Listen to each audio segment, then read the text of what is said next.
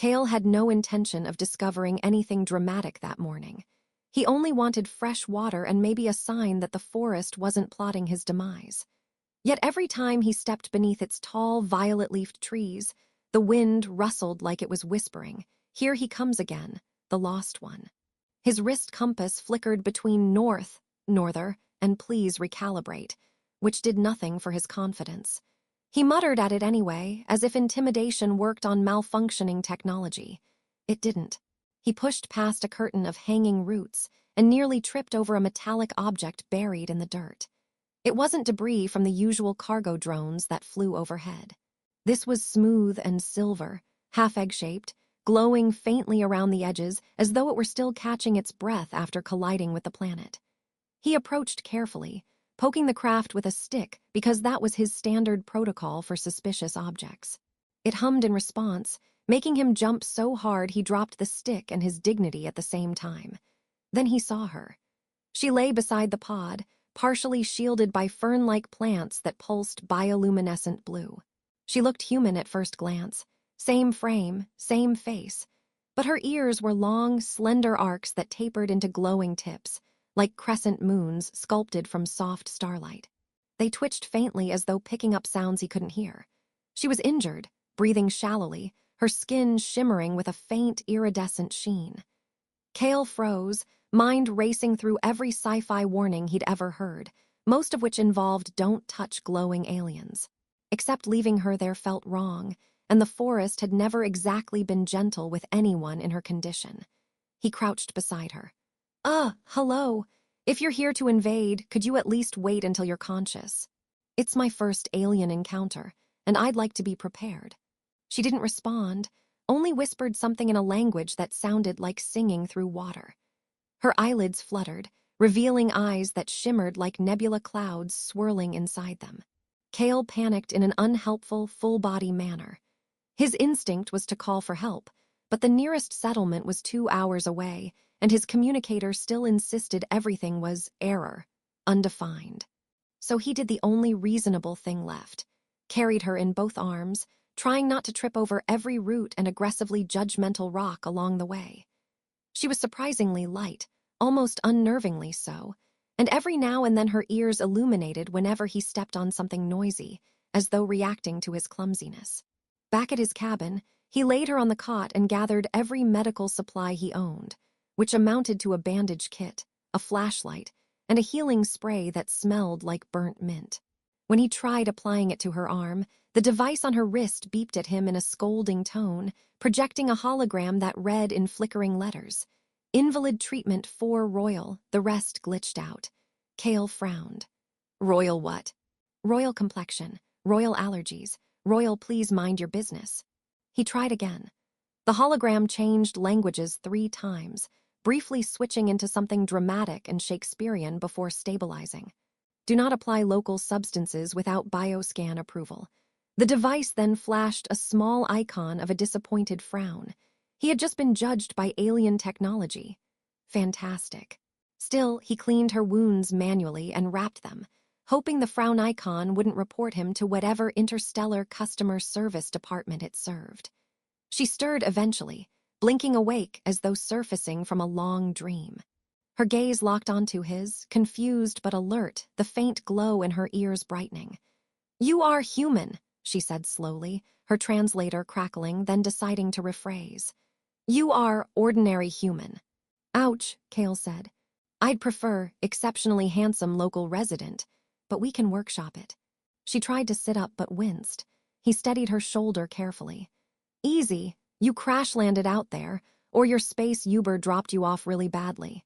Her eyes drifted around the room, simple wood walls, tools scattered everywhere, a half-finished mug of something he hoped wasn't growing its own ecosystem. She seemed relieved and weary all at once. "I should not be found. You must not alert anyone. My situation is complicated." "Complicated how?" he asked. "Because if it's intergalactic tax evasion, I totally understand." She blinked, uncertain whether that was a joke. Her translator lagged by half a second, causing her response to come out with regal formality. "I cannot reveal my identity. It would endanger both of us."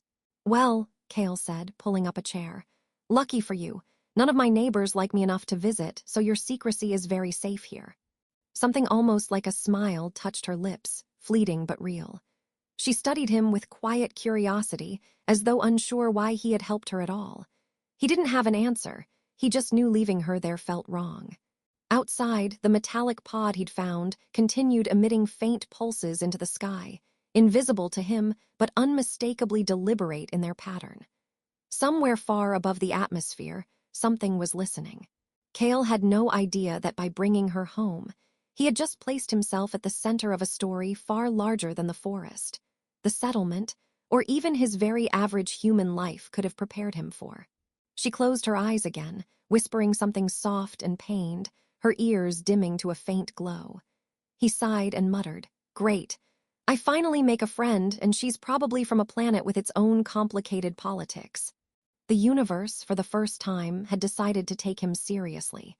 By the second morning, Cale had decided two things with absolute certainty. First, alien visitors shed glitter-like particles everywhere. Second, he was definitely not qualified for interspecies caregiving. Lyra, she had finally offered her name in a soft, careful tone, was awake enough to sit up, though her long ears still glowed faintly whenever she moved too fast.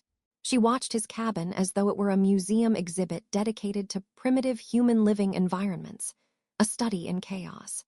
He caught her staring at the pile of tools on the floor and muttering something that his translator interpreted as structural hazard radius. Large.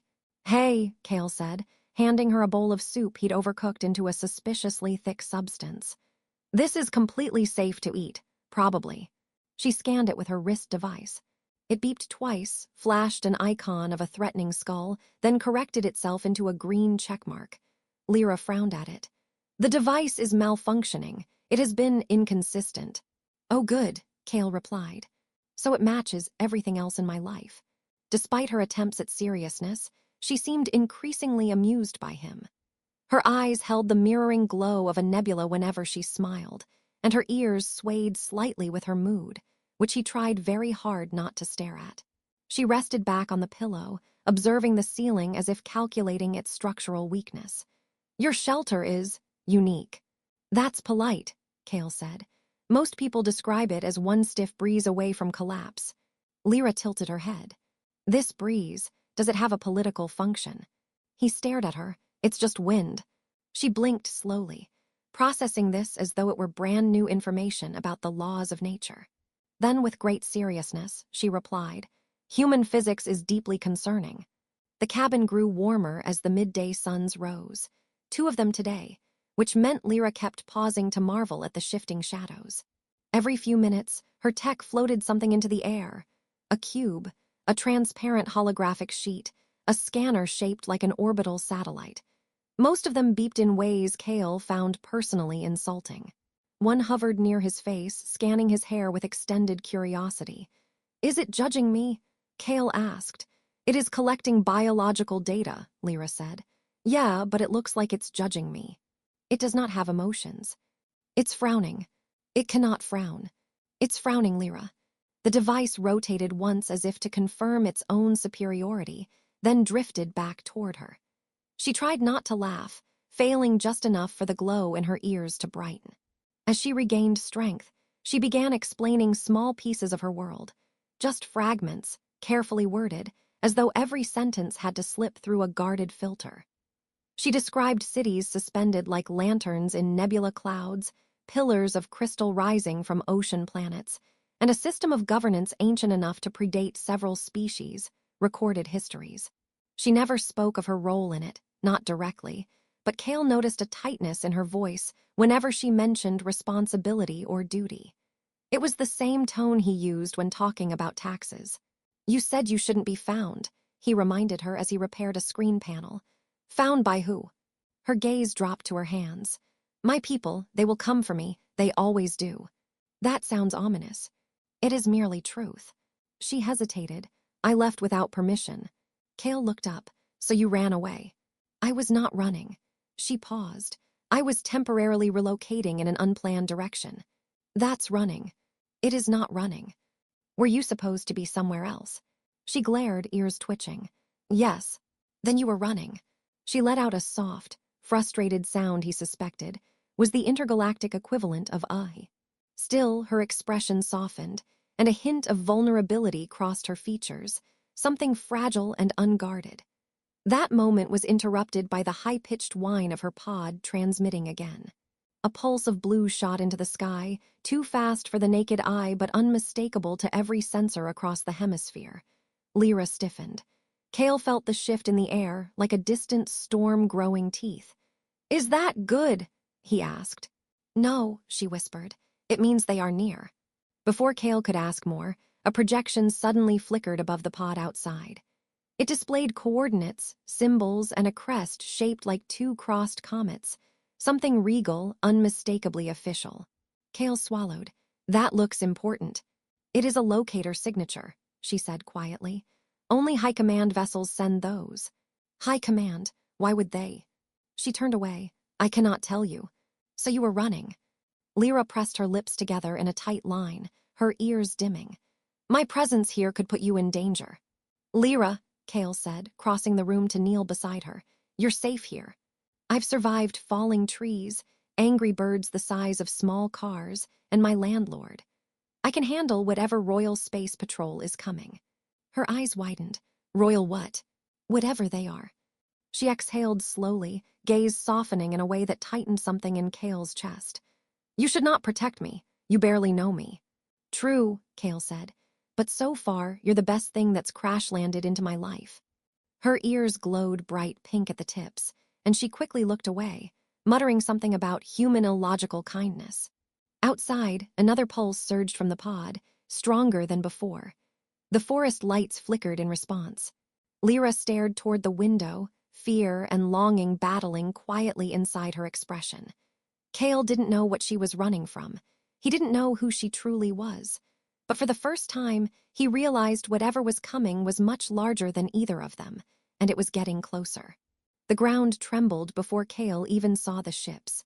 The vibrations rattled the tools hanging on his wall, shook dust from the rafters, and made his ancient kettle hop in a way he found personally threatening. Outside, beams of pale gold swept across the forest like enormous, searching eyes. Lyra stood by the window, her long ears dimmed almost to gray, her hands clasped tightly as though she could will the approaching vessels to disappear. Cale knew she was terrified, even if she tried to hide it. For someone who had spoken of star cities and cosmic wonders with such controlled poise, this vulnerability hit him harder than the arrival of any alien fleet. The first ship descended above the tree line, its hull shaped like a crescent moon split into 4 rotating plates. Light rippled across its surface like waves traveling through metal water. Cale blinked up at it and muttered, "Wow. They didn't just send a search party, they sent the deluxe edition." Lyra tried not to smile, failing for exactly 1 second before her anxiety returned. When the landing ramp lowered, armored figures emerged, walking in unison with a precision that suggested they had been trained to intimidate planets. Their armor was engraved with the same comet-shaped crest Cale had seen in the hologram. At the front stood a tall figure whose presence radiated command. When his visor retracted, his expression softened instantly at the sight of Lyra, then hardened again at the sight of Cale. "Your radiant majesty," the commander said, bowing deeply. Cale felt his stomach drop. "We have located you at last." Lyra flinched. Cale stared at her. "Majesty," he repeated, voice cracking on the last syllable like a teenager discovering heartbreak for the first time. Lyra winced as if the word physically hurt. "I wanted to tell you," she whispered. "When?" Cale asked. "Before or after we argued about soup." The commander stepped forward, glaring at Cale, as if evaluating whether he could be vaporized without paperwork. "Human, you will step aside. The Queen has been missing for 32 cycles. Her absence has destabilized half the council. Your involvement ends here." Cale, surprisingly, didn't step back. He planted his feet, even though they were shaking, and said, "Her name is Lyra, and she's hurt. Maybe try asking before you start claiming people." The soldiers stiffened. Lyra's eyes widened with alarm, but something like pride flickered there as well. The commander looked Cale over, clearly baffled that someone in mismatched boots and a shirt stained with engine grease was attempting diplomacy. "Human," the commander said. "You stand before the ruler of our empire. She is bound by cosmic law. She must return." Lyra moved between them. "He rescued me," she said firmly. "He cared for me when I had nothing. Show respect." The commander bowed his head, chastened. Cale blinked. He had just been defended by a queen. He would absolutely be bragging about this to someone someday if he survived the next 5 minutes. A medical officer approached Lyra and scanned her injuries, murmuring something about recovery timeline. Lyra's posture straightened, and Cale realized she was slipping back into her role. Queen leader, someone who carried the weight of 1,000 worlds. He hated how distant she suddenly seemed, even though she was right beside him. "You're leaving," he said quietly. "Yes," she replied. "My people need me." "And you didn't tell me because." "I wanted one moment where I was only Lyra, not a symbol, not a throne." Her eyes softened. "You gave me that." A lump formed in Cale's throat, which he tried to hide by loudly clearing it, pretending it was dust. Lyra stepped closer, lowering her voice. "The time I spent here, your humor, your kindness, they reminded me what leadership should feel like, what I should feel like. I was running from duty, yes, but I was also running from losing myself. And somehow, on this small planet, you helped me find that missing part."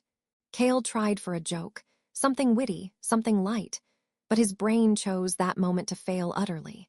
"Well," he said, "happy to have contributed to your interstellar character development." Her laugh was soft, warm, and full of the glow he'd come to love. She reached for a small crystalline device at her belt, a perfect sphere that shimmered with its own gravity. She pressed it into his palm. "This holds my private frequency. Only I can receive it. If you send a signal, I will answer." He stared at it. "You mean I can just call the queen of a galaxy?" "Only if you do not open with a joke about taxes," she warned. "No promises."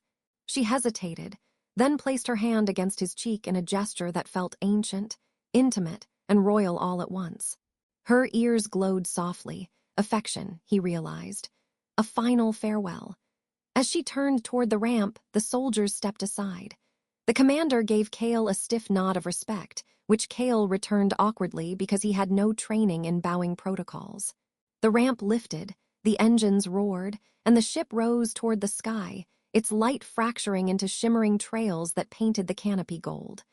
Cale stood there long after the ship became a distant star. The forest was quiet. The cabin was too. Everything felt changed, not in a dramatic, universe-ending way, but in a quiet, steady shift within him. For the first time, he didn't feel like the forest was mocking him. Instead, it felt like it was waiting for something new. He looked down at the crystalline sphere in his hand. Maybe, he thought, this was the start of something bigger than loss. Maybe this was the beginning of choosing something, someone, beyond his little corner of the world. He slipped the device into his pocket and finally headed home, the sky still glowing with the fading touch of a queen who had left, but not entirely.